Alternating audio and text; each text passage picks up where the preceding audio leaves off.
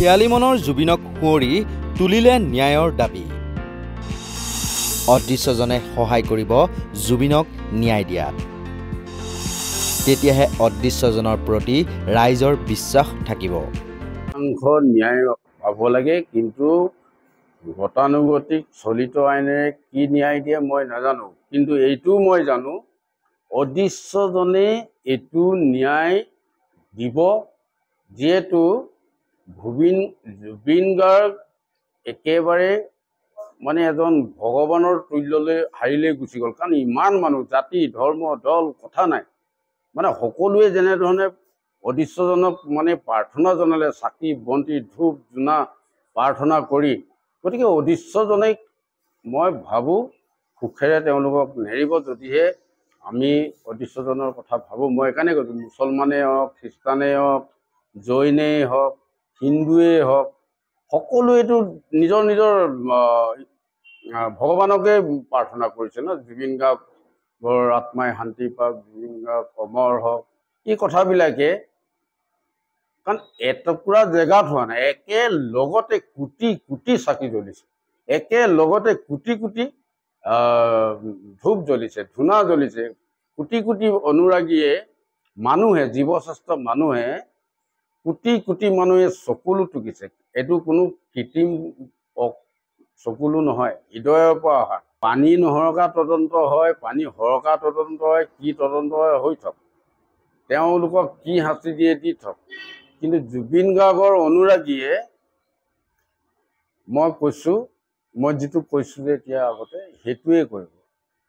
যিকোনো জেগাত যদি আজি এই চামকানু মহন্তকে আদি কৰি যি 8, 10, 12জনৰ কথা ওলাই আছে, তেওঁলোকক পালে, মই এইটোও জানো, মই এইটোও সন্দেহ কৰোঁ যে যিসকল তেওঁক যদি এৰেষ্টো কৰে বা আহিছে বুলিও শুনিছোঁ, ক'ৰবাৰ পৰা কিবা কিবি বলকি থকা ছ'চিয়েল মিডিয়াত দেখিছোঁ, তেওঁলোকক পালে অসমত হয়তো পুলিচেই হওক বা তেওঁলোকক যোনে এৰেষ্ট কৰিব তাৰ মাজৰে কোনোবা এজনে তাতে মাৰিও পেলাব পাৰে, এইটোও ঠিক, তাতো সুৰক্ষিত নহ'ব। কাৰণ এতিয়া এটা কথা আপোনালোকে মন কৰিছে, কিছুমান মানুহে মানে বেয়া মন্তব্য দিয়াত কিন্তু সহ্য কৰিবলৈ দিগদাৰ হয়। এইটো সময়ত যিমানেই বেয়া নহওক, কাৰণ জুবিন গাৰ্গৰ অৰ্ধাংগিনী জুবিনৰ আধাটো আছে, বেয়া যদিও আছে, কিন্তু ভালৰ আধা গুণ কিন্তু তেওঁৰ গাত আছে নহয়। সেইখিনি কিয় মানুহে মানে অন্ততঃ উপলব্ধি নকৰে? সেইটো উপলব্ধি কৰিব লাগে, সেইবিলাক উপলব্ধি নকৰে। সেইটোৱে কেতিয়াবা কেতিয়াবা বৰ খং উঠে।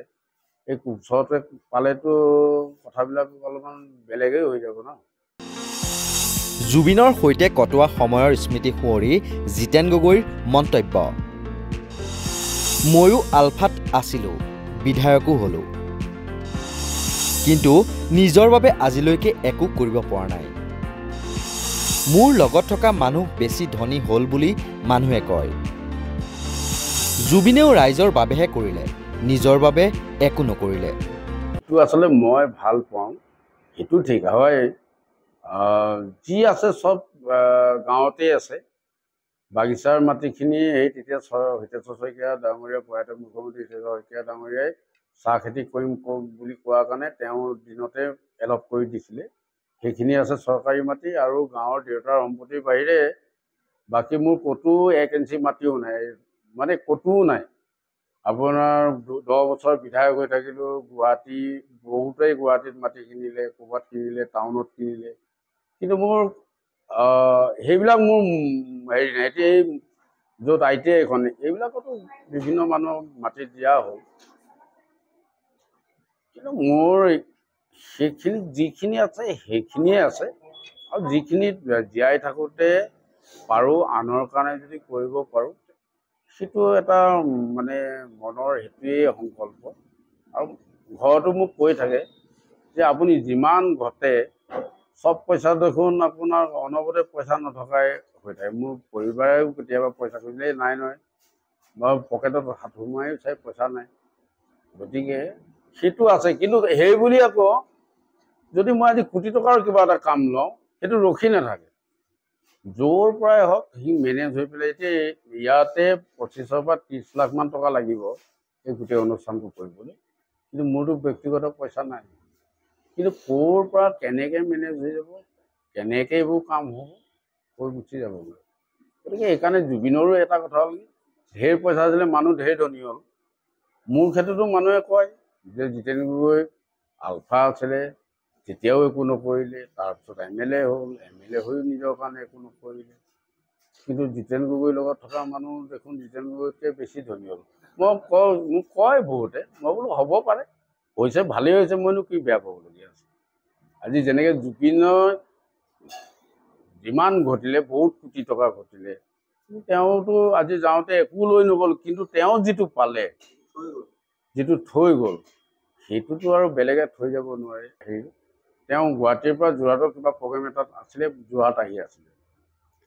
মোক কোনোবাই ক'লে কেতিয়াবা এই বোকাখাটৰ পৰা উজনি নামনি হওঁতে বোকাখাটত জিতেন দা আছে নেকি, ফোন এটা হ'লেও কৰে, বোলে কি কৰি আছে বা ক'ত আছে, এনেই তেনেকুৱা ধৰণৰ সম্পৰ্কটো থাকেই।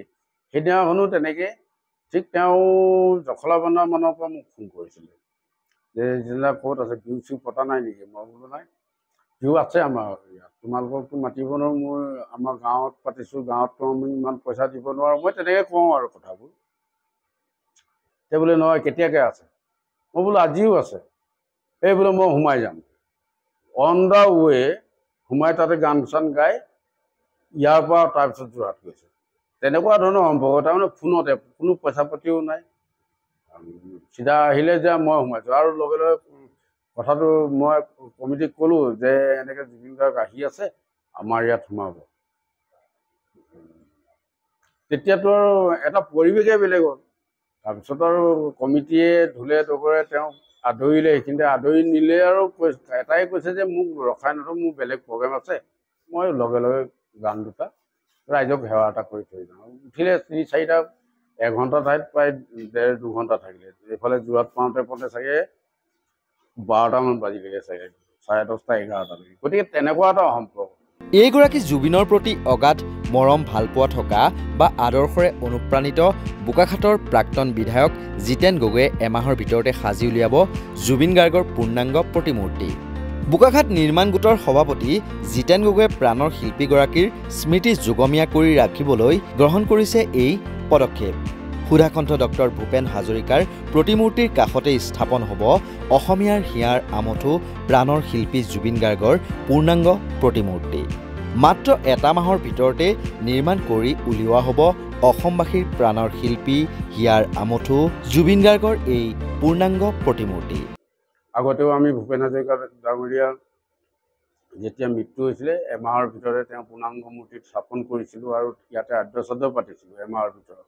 গতিকে জুবিন গাৰ্গৰো তেনেধৰণে আমি এমাহৰ ভিতৰত মূৰ্তি সম্পূৰ্ণ কৰি ইয়াতে আদ্যশ্ৰাদ্ধ পাতিম।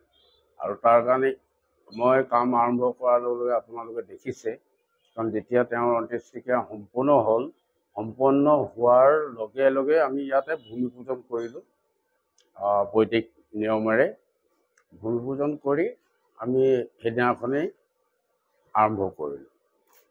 আৰু যোৱাকালিৰ পৰা তেওঁৰ পূৰ্ণাংগ মূৰ্তিৰ যিখিনি লোহাৰ কাম, সেইখিনি ৰদেৰে যিবিলাক কৰি থাকিবলগীয়া আছে, যোৱাকালিৰ পৰা আমি আৰম্ভ কৰিছোঁ। হয়তো 2-4 দিনৰ ভিতৰত তেওঁৰ যিটো লোহাৰ কামৰ জকাটো আমাৰ সম্পূৰ্ণ কৰিম বুলি আমি লাগি আছোঁ। তাৰপিছত তেওঁৰ চিতাভস্ম মানে বিচাৰিছোঁ চৰকাৰক। চিতাভস্ম হয়তো আজিকালিতে চিতাভস্ম চৰকাৰৰ পৰা গুৱাহাটীৰ পৰা আমি অনাৰ পিছত তেওঁৰ চিতাভস্মৰে যিটো নীতি নিয়ম আৰু সেই নীতি নিয়মেৰে আমি শিলান্যাস আৰম্ভ কৰিম। হয়তো কাইলৈ পাৰোঁ নে পৰহিলৈ পাৰোঁ, কাৰণ মূৰ্তিভাগৰ কাৰণ লোহাৰ কামখিনি সম্পূৰ্ণ হ'ব লাগিব। সেই উদ্দেশ্যৰে আমি জোৰদাৰ গতি কৰি আছোঁ। জোৰদাৰ মানে দিন নাই ৰাতি নাই, আমি এইটো সম্পূৰ্ণ কৰিব লাগিবই। ইতিমধ্যে যুদ্ধকালীন তৎপৰতাৰে আৰম্ভ হৈছে জুবিনৰ প্ৰতিমূৰ্তি নিৰ্মাণৰ কাম। বোকাখাটৰ ঔদ্যোগিক প্ৰশিক্ষণ প্ৰতিষ্ঠানৰ প্ৰাংগণত নিৰ্মাণ হৈ আছে এই প্ৰতিমূৰ্তি। কলকাতাৰ নিপুণ ভাস্কৰ্য শিল্পীৰ হাতৰ পৰশত প্ৰাণ পাই উঠিব জুবিনৰ প্ৰতিমূৰ্তি। প্ৰতিমূৰ্তিৰ আশে-পাশে গঢ়ি তোলা হ'ব ফুলৰ বাগিচা, ৰোপণ কৰা হ'ব জুবিনৰ প্ৰিয় নাহৰ পুলি। 52 বছৰীয়া জুবিনলৈ শ্ৰদ্ধা জ্ঞাপন কৰি 52টা নাহৰৰ পুলি ৰোপণ কৰা হ'ব উক্ত স্থানত। সুধাকান্ত ভূপেন হাজৰিকা আৰু জুবিন গাৰ্গৰ নামত সংগীত বিদ্যালয় নিৰ্মাণৰো পৰিকল্পনা হাতত লৈছে প্ৰাক্তন বিধায়কগৰাকীয়ে। লগতে থাকিব দুয়োগৰাকী শিল্পীৰ সৃষ্টিৰ সংগ্ৰহালয়। যিহেতু আমি গোটেই বৰ্ষজোৰা কাৰ্যসূচী থাকিব, জুবিনৰ আমি এমাহৰ ভিতৰত মূৰ্তি সম্পূৰ্ণ কৰিম। তাৰ লগে লগে ভূপেন হাজৰিকাৰ আখুৱাবিলাক নাইকিয়া কৰিম, তৰুণ গগৈ মূৰ্তিভাগৰ আখুৱাবিলাক নাইকিয়া কৰাৰ এটা পৰিকল্পনা লৈছোঁ। লগতে ভূপেন হাজৰিকাৰ জুবিন গাৰ্গৰ মূৰ্তি, যিখন আমাৰ ITI কাৰিকৰী শিক্ষা প্ৰতিষ্ঠান, এয়াও তেওঁ নিজ হাতেৰে, ভূপেন হাজৰিকাই নিজ হাতেৰে এই ITIখনৰ আধাৰশিলা কৰিছিলে আৰু মূৰ্তি বনোৱাৰ পৰামৰ্শও তেতিয়াই দি থৈ গৈছিলে। গতিকে সেই কথাবিলাকৰ লগত সংগতি ৰাখি আমি বৰ্ষজোৰা কাৰ্যসূচী ভূপেন হাজৰিকা শতবৰ্ষৰ লগত এতিয়া জুবিন গাৰ্গৰ গোটেই কথাবিলাকো জড়িত হৈ গ'ল। গতিকে দুইটা আমি আগুৱাই নিম। জুবিনৰ যিখিনি সৃষ্টি সেইখিনিও আমি সংগ্ৰহ কৰিবলৈ চেষ্টা কৰিম, সংগ্ৰহ কৰি আৰু ভূপেন হাজৰিকাৰো এইখিনি যিখিনি আছে আৰু দুয়োজনৰে মানে যিহেতু পূৰ্ণাংগ প্ৰতিমূৰ্তি মুখৰ আগত আছে, পিছফালে কাৰিকৰী শিক্ষা প্ৰতিষ্ঠানখন আছে, সেইকাৰণে এইটো জুবিন কালচাৰেল ইনষ্টিটিউশ্যন এখন, কালচাৰেল ইনষ্টিটিউশ্যনখন ভূপেন সংগীত চৰ্চা বা শিক্ষা আৰু জুবিন গাৰ্গৰ চৰ্চা আৰু শিক্ষাৰ মানে অনুষ্ঠান খোলাৰো ইতিমধ্যে মোক বিভিন্নজনে দিহা পৰামৰ্শ দিছে যে ভৱিষ্যত প্ৰজন্মই অন্ততঃ জুবিন গাৰ্গক তেতিয়াহে তেওঁৰ আচলতে সেইখিনি চৰ্চাটো আমি নৱপ্ৰজন্মই কৰিব লাগিব, আছেই নৱপ্ৰজন্মই। অহা 23 অক্টোবৰত উন্মোচন কৰা হ'ব জুবিন গাৰ্গৰ পূৰ্ণাংগ প্ৰতিমূৰ্তি ভাগ। মাংগলিক ৰীতি নীতিৰে আয়োজন কৰা হ'ব মাহেকীয়া আদ্যশ্ৰাদ্ধও। উল্লেখযোগ্য যে বোকাখাতৰ ঔদ্যোগিক প্ৰশিক্ষণ প্ৰতিষ্ঠানৰ প্ৰাংগণত সুধাকান্ত ডক্টৰ ভূপেন হাজৰিকাৰ পূৰ্ণাংগ প্ৰতিমূৰ্তিও মৃত্যুৰ এটা মাহৰ ভিতৰতে নিৰ্মাণ কৰি উলিয়াই মাহেকীয়া আদ্যশ্ৰাদ্ধ পালন কৰিছিল প্ৰাক্তন বিধায়কগৰাকীয়ে। প্ৰাক্তন বিধায়কগৰাকীৰ এই প্ৰচেষ্টাৰ শলাগ লৈছে বোকাখাতবাসীয়ে। বোকাখাতৰ পৰা উত্তম শৰ্মাৰ প্ৰতিবেদন, নৰ্থ ইষ্ট নাও।